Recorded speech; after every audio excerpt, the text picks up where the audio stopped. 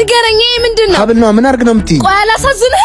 እንደ ቀኑ የምትቆጥረኝ? ቆይ ዛሬ ምን ሆነሻል? ተረጋጊና እናውራ። አልረጋጋም። ቆይ ስንቴ ነው የምነግርህ? በቃ የበፊት ፍቅረኛሽ የሰጠችን ሀብል ማየት አልፈልግም። መቼ አድርጌ ያውቃለሁ ታዲያ? እንደ መጽሐፍ ቅዱስ ትራሲ ስራ አድርጌ የምተኛው እኔ ነኝ። ሲጀመር ልብህ እኔ ጋር እንደሌላ አውቃለሁ። አትሳሳች፣ እኔ እወድሻለሁ። አትዋሽ።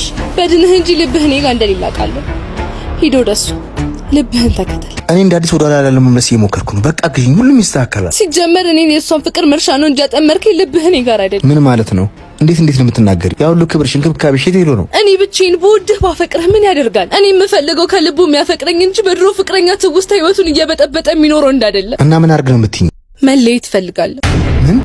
እንለያይ? አዎ እንለያይ። በአንድ ሰው ፍቅር ብቻ ትዳር ሊኖር አይችልም። አንተም ራስህን ተከተል። አንድ ነገር ልንገርክ፣ ያልጨረስኩ ህይወት እያለ የሌላ ሴት ህይወት አታበላሽ።